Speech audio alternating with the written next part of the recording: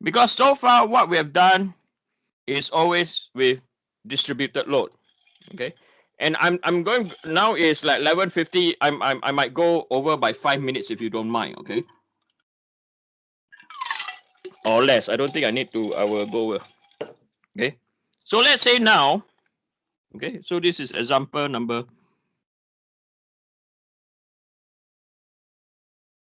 I cannot remember which example we are now at. So this is example number 4. Okay. So point load, point and distributed load.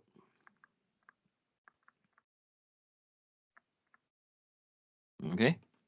So what if now we have both of them, point load and distributed load? So a typical example, you guys have seen, probably have done this in your homework. What if our structure now is like this? Okay. So we have, this is our point A, our point B.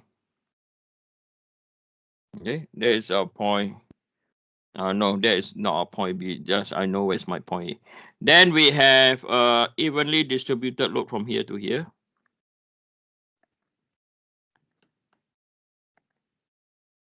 Okay, so this is our point B, point C, and our point D. Okay, and the distance from here to here is A, right? You guys have seen this example before, or from your homework, I think. A, and then this will be your L, right? And this is omega, right? And the distance from here to here is equal to L minus 2A. Right? So the unique thing about this problem is this. A to B has no distributed load.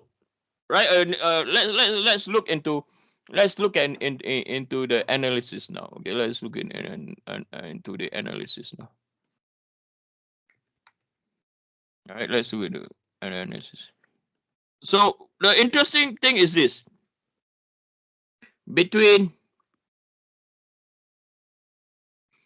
A to B and C to D, right? Omega as a function of X is equal to what? 0, right? I.e., there is no distributed load, right? There's no distributed. So what do you do from here? Okay, so this problem, so we know that AY is equal to DY. Okay, so AY is over here and DY is over here, right? DY is over here, right? So AY and DY, so AY equal to DY, and that is, and based on symmetrical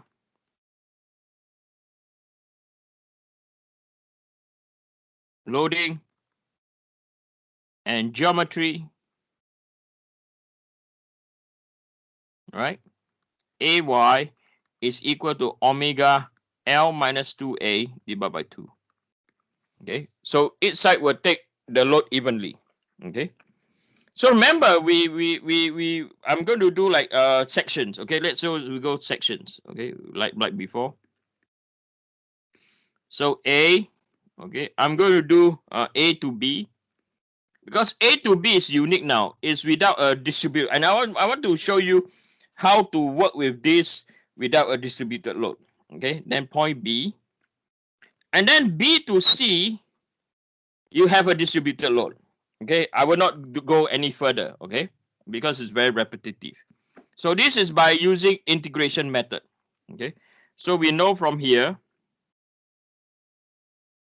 Okay, so the limits. So we know that this is 0, 0, x, and a. Right, this is at exactly at length A. This A, X, X, L minus A. Okay, so we're going to form the shear force and bending moment equation. Right. So now I want you all to see this now. Okay, now I'm going to zoom out a bit so when I write you can see. Okay. More. I think you guys can still see this. Right. Okay. So now I'm going to write at A when x is equal to 0. So you look at point A, right? dv by dx is equal to minus omega as a function of x. Now, the question is this. Is there any distributed load? The answer is no, right? So this function is equal to what? 0. Okay, so now, right? So we have what? VA, so V at point A, right, is equal to V when x is equal to 0, right? This is equal to 0. And V at point A, we found out is equal to what? Omega L minus 2A over 2. Okay, because this value over here, AY, is your what? Shear force at point A. Okay, so now we have V as a function of x. Okay, omega L minus 2A, and then divide by 2. Okay, and then the next thing we know that moment about point A, right? Now remember this over here is a what? Is a constant. Okay, those over there, that is a constant. So you're telling me, okay, Eugene, let's find moment about point A. Okay, moment about point A is you integrate between 0 and 0, right? And then it's equal to omega L minus 2A divided by 2 dx. Yeah, you can integrate this. Am I right or wrong? Right? You can integrate this. When you integrate this, it's equal to L, omega L minus, come on, omega L minus 2A divided by 2 multiplied by x. The limits is 0 to 0. So this is equal to what? 0. Okay, so now we found our moment as a function of x already. Can you see this can also be done for what? For point load, right? So m as a function of x. So this is 0. Now let's go from A to B. Okay, from A to... Sorry, why is dv over dx equal to 0? Huh? At the beginning, it says dv over dx, which is equal to omega x. It's equal why do you, then I'll ask you, why do you think it's not equal to 0? What is omega x? It's a distributed load equation, right? Right. So from point A to point B, is there any distributed load? No. Oh, there you go. Okay. You're not reading, you know. You owe me a pint of orange juice now. Okay, I'll pay you back.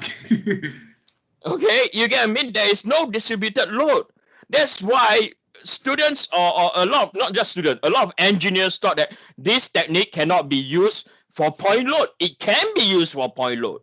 Mathematically, it's still valid, right? So now let's do from point A to point B. Okay, so let's do from I'm going to do on the side of the page. Okay, so let's do from, I'm going to divide this page. So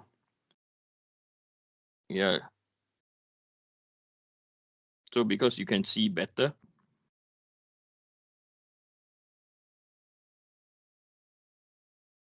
Okay, so now let's do this between point A to B.